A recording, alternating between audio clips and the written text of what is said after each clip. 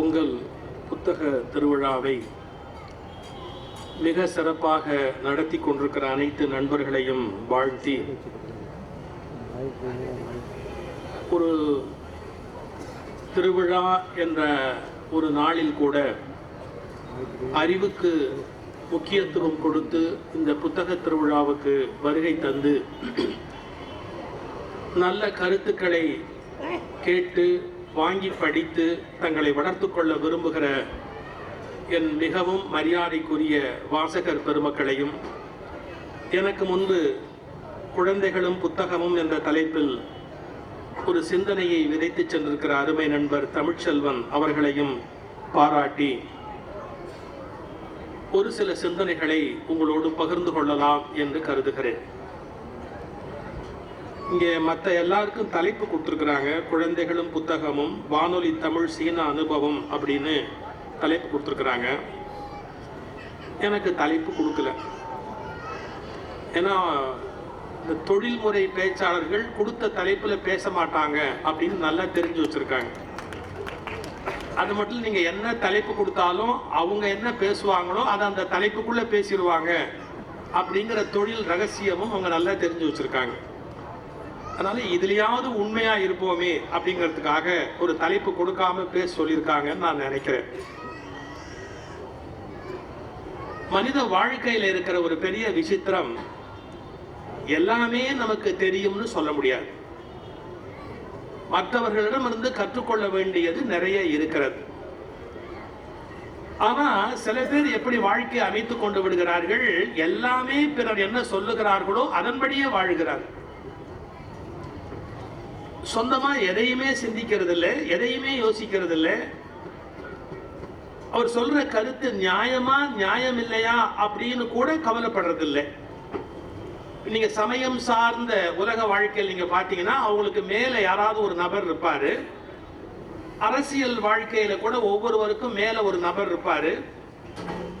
அவர் என்ன சொல்றாரோ அது சரியா தவறா, நியாயமா நியாயம் இல்லையா, அது நமக்கு பொருந்துமா பொருந்தாதா, எதையும் பார்க்க மாட்டாங்க.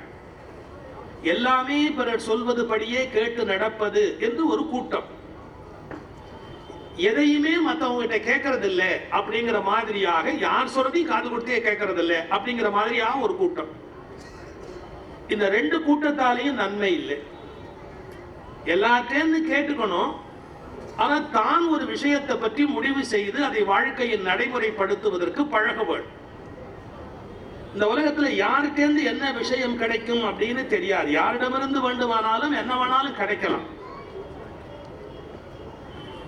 என்னுடைய வாழ்க்கையில மிக சிக்கலான ஒரு உண்மையை நான் புரிந்து கொள்வதற்கு என்னுடைய இளைய மகள் ஒரு காரணம். 7 வயசு அவளுக்கு. அப்போ மயிலாப்பூர்ல நாங்க ஒரு வீட்டுல குடியிருந்தோம். அந்த வீடு எப்படின்னு கேட்டா, மேல 3 படுக்கை அறை, கீழே அந்த முன்னறை, வரவேற்பறை, கூடம், சமையல், அவ்வளவுதான். அது டியூப்ளெக்ஸ் அப்படிங்கிற அந்த சிஸ்டம் வீடு. எனக்கு என்ன சிக்கல்னு கேட்டா, ஏதாவது மேல மறந்து போயிட்டா திரும்பி திரும்பி படி ஏறி போய் எடுத்துட்டு வரணும். நான் உட்கார்ந்து இருக்கிறேன், யாரோ ஒருவர் வந்தார். எனக்கு கண்ணாடி தேவைப்பட்டது படிக்கிறதுக்கு. அப்ப என் மகளுக்கு 7 வயது. அவ மேலேருந்து இறங்கி வர்றா. அவளை சொன்னேன், கண்ணு, அப்பா கண்ணாடி மேல இருக்குடா. பொம்பளை பிள்ளைய டா போட்டு ஒரு அப்பாவை கூப்பிடுறத விட சந்தோஷமான விஷயம் உலகத்துல வேற எதுவுமே கிடையாது. ஆனா பையனை டி போட்டு கூப்பிட்டா அவளை நல்லா இருக்காது. அதையும் சேர்த்து சொல்லிட்டு நான் சொன்ன, கண்ணு எடுத்துட்டு வாடா கண்ணு, அப்பா புஸ்தகம் மேல கண்ணாடி மேல இருக்க, எடுத்துட்டு வாடா கண்ணு அப்படின்னு அவர் ஒரு பதில் சொன்னான். பாப்பா 17 படி ஏறி, நான் இது வரைக்கும் அந்த படி என்னதில்லை, எவ்வளவு புள்ளி விவரம் சொல்றான். 17 படி ஏறி மேல போய் கண்ணாடி 52 கிலோ வெயிட் இருக்க மாதிரி கண்ணாடி எடுத்துட்டு வான்னு சொல்றியப்பா, முடியாது போ அப்படின்ட்டு கோவமா ஓடிப்பிட்டேன். நான் அப்பெல்லாம் குழந்தைகளை திட்ட மாட்டேன். நான் ஏன் திட்டுறது இல்லைன்னா, நான் வீட்டுல இருக்கிற நாளே ரொம்ப குறைச்சது. அன்னைக்கு நம்ம திட்டோம்னா அது ஒரு வார்த்தை சொல்லணும். இந்த பழா போனவனுக்கு இன்னைக்கு ஒரு நாள் வேற எங்கேயும் மீட்டிங் இல்லையா, இருந்தா நாம கற்றுருக்கலாமே, வீட்டுல உட்காந்து கழுத்து இருக்கிறானே அப்படின்னு ஒரு கமெண்ட் வந்துடும். அதுக்காக சொல்றது இல்லைன்னா, இவ வெளியில போனவ பக்கத்து வீட்டுக்கு போய் அவளுடைய ஃப்ரெண்டு ஒருத்தி அழைச்சிக்கிட்டு, அது ஒரு 7 வயசு, ஓடி வந்தா படி ஏறி மேல போனா, திரும்பி எங்கேயிருந்து கீழே இறங்குனா, திரும்பி ஓடி போனா, திரும்பி வந்தா படி ஏறினா, இப்ப மாறி மாறி நடக்குது. பாட்டுக்கு ஓடுறாங்க வராங்க. கண்ணாடி மட்டும் வரல. நான் உட்கார்ந்து இவன் எத்தனை தடவை படி ஏறி ஏறி இறங்குறான்னு எண்ணிட்டு 17வது தடவை என் பொறுமை போய் தலைமுடிய கொத்த அப்படியே பிடிச்சு இப்படி திருப்பி ஒரு கேள்வி கேட்டேன். நீ எத்தனை தடவை படி ஏறிட்ட தெரியுமா? அவன் சொன்னா, இதையெல்லாம யாராவது எண்ணிட்டு இருப்பாங்க, வேலை வெட்டி இல்லாதவன் தான் இதை எண்ணிட்டு இருப்பாங்க. நான் சொன்னேன், நான் தான் அந்த வேலை வெட்டி இல்லாதவன். நான் இப்ப எண்ணுனேன், நீ 17 தடவை படி ஏறி இறங்கிட்டு. நான் உங்கள்கிட்ட கண்ணாடி வேணும்னு கேட்டதில்ல, ஒரு தடவை தானே படி ஏறி போய் எடுத்துட்டு வந்திருக்கலாம்ல. அந்த ஒரு தடவை நான் கேட்ட போது என்ன சொன்னேன்? 17 படி ஏறி நீயே. இப்ப நீ எத்தனை தடவை ஏறிட்ட? 17 தடவை 17 படி ஏறிட்டியே. எப்படி முடிஞ்சது சார்? அவர் லைஃபோட எக்ஸாக்ட் ரகசியத்தை கத்துக் கொடுத்தா சார். அவர் சொல்றா ஒரு வார்த்தை, அப்பா நீ சொன்னது வேலைப்பா, நாங்க செஞ்சது விளையாட்டுப்பான்னு. நான் அப்பதான் ஒரு உண்மையை கண்டுபிடிச்சேன். படி ஏறுவதில் சிரமம் இல்லை, யாருக்காக இந்த வேலையை செய்கிறோம் என்கிற எண்ணத்தில் தான் சுமை இருக்கிறது. பல பேர் இந்த உலகத்துல வேலைகள்ல கஷ்டப்படுறோம்னு சொல்றாங்க. உண்மை அதுவல்ல. இந்த வேலையை இவனுக்காக நான் செய்யணுமா அப்படிங்கிற எண்ணம் தான் வாழ்க்கையின் சிரமத்துக்கு காரணமே ஒழிய ஒருபோதும் வேலைகள் நமக்கு வலுவானதே கிடையாது. இவனுக்கு நான் ஏன் செய்யணும், இவனுக்காக நான் கஷ்டப்படணுமா அப்படிங்கிற ஒரு தாட். நீங்க பேங்க்குக்கு போங்களேன், உங்களுக்கு வேண்டியவர் உள்ள கிளார்க்கா இருந்துட்டாருன்னு சொன்னா கவுண்டர் க்ளோஸ் பண்ணதுக்கு அப்புறமா செக் மாத்தி கொடுத்தது இல்லை. நீங்க சாதாரண இந்திய குடிமகனா போங்களேன், ஒரு 2 நிமிஷம் முன்னாடியே கவுண்டர் போட்டு எழுச்சி வெளியே போறது இல்ல. அப்ப யாருக்கு செய்யறோம் அப்படிங்கிற எண்ணம் தான் இருக்கு. இது யாருக்கு இந்த வேலையை செய்ய வேண்டியிருக்கு அப்படிங்கிற தாட் தான். மற்றவங்களுக்கு தான் செய்ய வேண்டியிருக்கு. இது நான் எந்த புத்தகத்திலையும் படிக்கல, ஆனா என் மகக்கிட்டே இருந்து படிச்சேன். என் மகளுக்கு அப்ப என்ன வயசு? 7 வயசு. யாரிடமிருந்து வேண்டுமானாலும் எது வேண்டுமானாலும் நமக்கு கிடைக்கலாம். ஒவ்வொரு மனிதனும் 100 புத்தகத்துக்கு சமம். ஒவ்வொரு மனிதனும் 100 புத்தகத்துக்கு சமம். அறிவை திறந்து வைக்கணும், எல்லா இடத்துலயும் வாங்குறதுக்கு தயாரா இருக்கணும். ஆனா அதே சமயத்தில் இந்த புத்தகங்கள் மூலமா இருக்கிற நன்மை என்ன, அது ரொம்ப அழகாக அவர்கள் எடுத்து சொன்னார்கள். அது பெரிய விஷயம். அது இந்த உலகத்துல இன்னமும் புத்தகத்தை நேசிக்கிறவர்கள், புத்தகத்தை விரும்பி படிக்கிறவர்கள், புத்தகத்தை காதலிப்பவர்கள், புத்தகத்தை கொண்டாடுகிறவர்கள் உண்மையிலேயே ஏதோ இந்த உலகத்தை அழகும் பயனும் உடையதாக ஆக்கி கொண்டிருக்கிறவர்கள் அப்படின்னு அர்த்தம். என்னுடைய அருமை எல்லாருக்கும் தெரியும்னு சொல்ல முடியாது. என்னுடைய தகப்பனார் அகில இந்திய வானொலி நிலையத்தில் வேலை பார்த்தார். அவர் முதல்ல திருச்சிராப்பள்ளி வானொலி நிலையத்தில் எழுத்தாளராக வேலை பார்த்தார். எழுத்தாளர், எழுத்தர் இல்லை, அதுக்கு வித்தியாசம் வச்சுட்டாங்க. நாடகத்தில் எழுத்தாளராக திருச்சியில முதல்ல பணிபுரிந்தார். பிறகு சென்னை வானொலிக்கு வந்தார். TN சுகி சுப்பிரமணியம்னு பேரு. அவர் அங்க திருச்சிராப்பள்ளியில ஒரு புத்தக கடையில போய் புத்தகம் வாங்குவார். அவருடைய மாத சம்பளம் அப்ப எவ்வளவு அப்படின்னு கேட்டா 40 ரூபாய். என்னுடைய தந்தையாருடைய மாத சம்பளம் 40 ரூபாய். அவர் புத்தக கடையில போய் ஏதோ ஒரு புத்தகம் பார்க்கிறார். அந்த காலத்துல 50 ரூபாய்க்கு ஒரு 2-3 வால்யூம் ஏதோ ஒரு புக் வந்திருக்கு.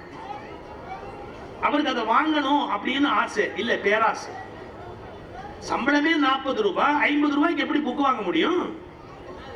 அதை திருப்பி திருப்பி இந்த சில பேர் ரொம்ப ஆசையா அதை திருப்பி திருப்பி அப்படி நின்று தள்ளி போய் திரும்பி வந்து பாக்குறாரு. அந்த புத்தக கடைக்காரர் கேட்டா, அந்த புத்தகம் உங்களுக்கு வேணுமான்னாரு. ஆமா வாங்கணும், அதான் யோசிக்கிறேன். 50 ரூபாய் போட்டிருக்கு, என் சம்பளமே 40 ரூபாய், அதான் யோசிக்கிறேன் அப்படின்னாரு. அப்புறம் எங்க அப்பா ஒரு கேள்வி கேட்டாரு, இதை இன்ஸ்டால்மெண்ட்ல வாங்கிக்குவீங்களா? 10 ரூபாயா மாசம் தர புத்தகத்துக்கு இன்ஸ்டால்மெண்ட் 10 ரூபாயா தரேன், நீங்க எனக்கு இந்த புத்தகத்தை கொடுக்க முடியுமா அப்படின்னு. புத்தக கடைக்காரர் சொன்னார், இது உங்க சக்திக்கு மீறின ஆசை.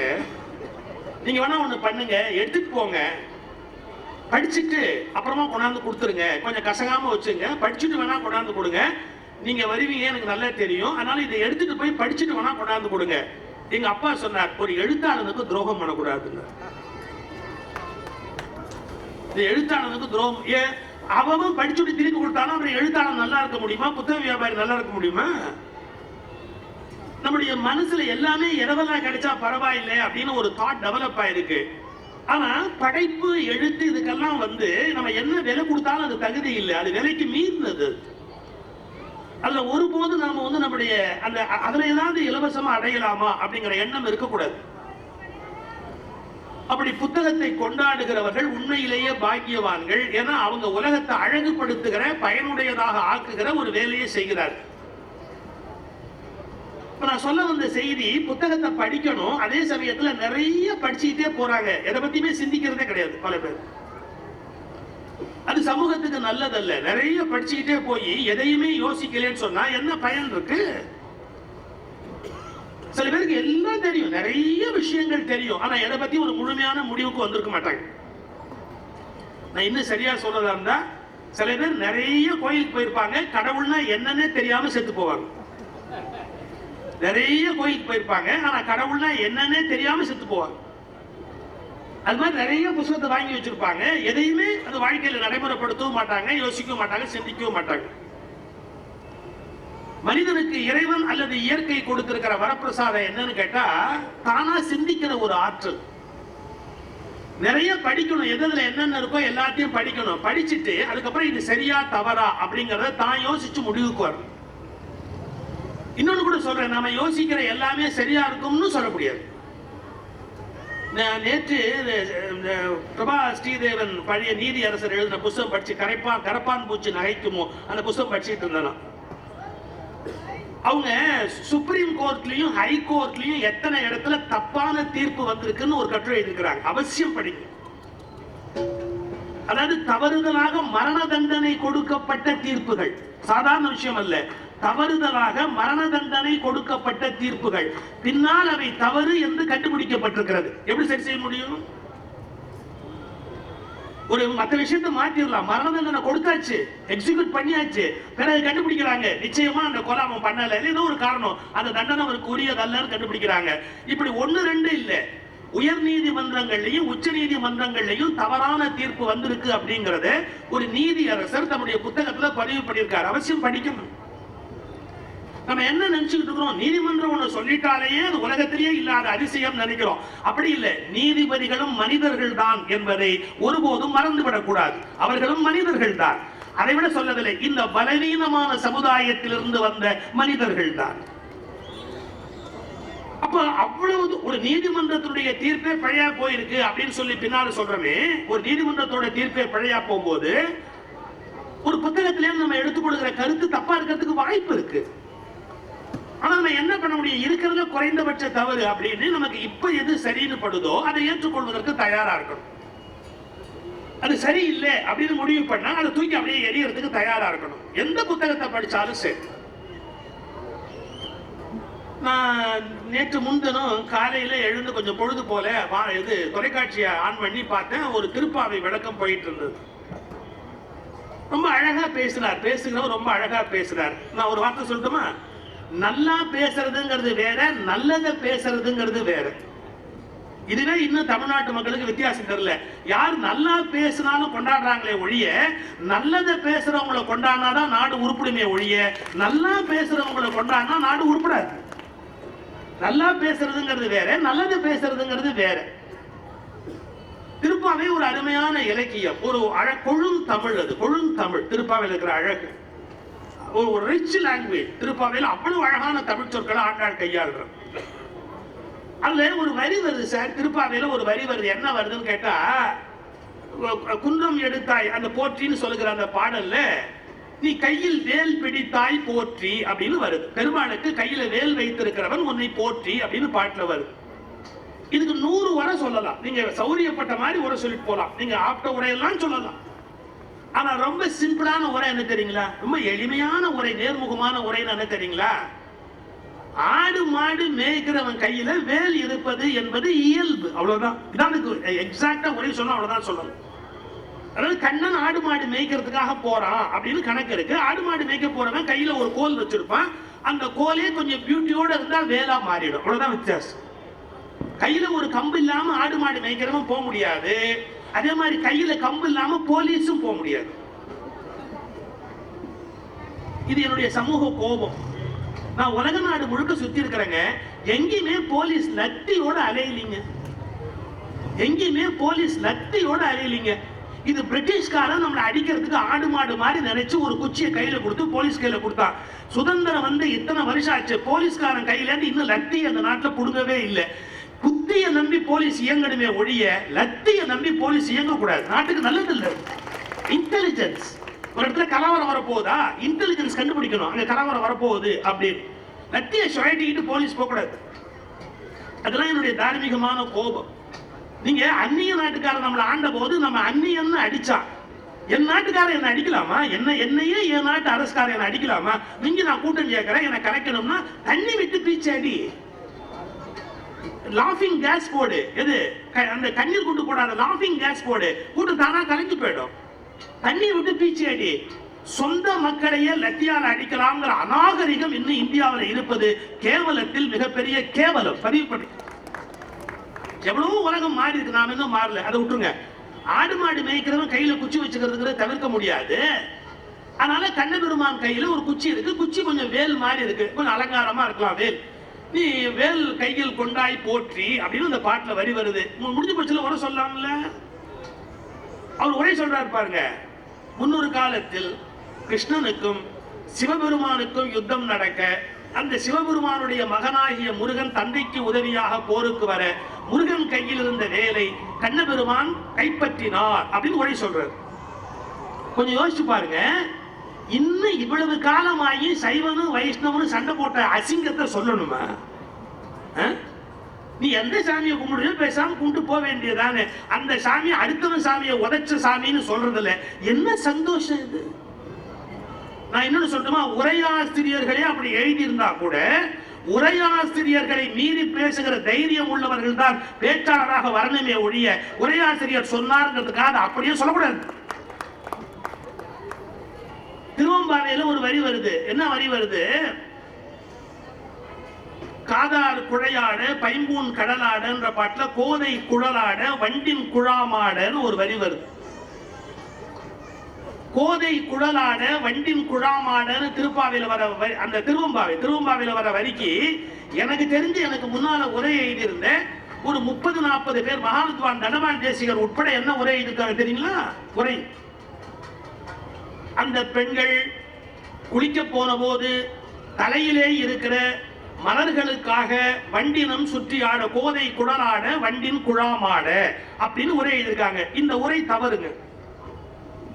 எவ்வளவோ பெரியவங்க தான் எழுதியிருக்கிறாங்க, ஆனா இந்த உரை தவறு. நான் இந்த உரை தவறுன்னு சொன்னதாலேயே எல்லா உரையும் தவறுன்னு சொல்லல. அதுக்கு முன்னையும் பின்னையும் எல்லாமே கரெக்ட். ஆனா இந்த உரை தப்பு. இப்ப கவனிங்க. தலையில் பூச்சூடிய பெண்கள் அந்த தண்ணீரில் முழுகும் போது அவர்கள் தலையில் இருக்கிற பூக்களை சுற்றி வண்டு ஆட, கோதை குழலாட வண்டின் குழாமாட. உரை தப்பு. ஏன் தெரியுங்களா? குளிக்க போற போது எந்த பொண்ணும் புதுப்பூ வைக்க மாட்டாங்க.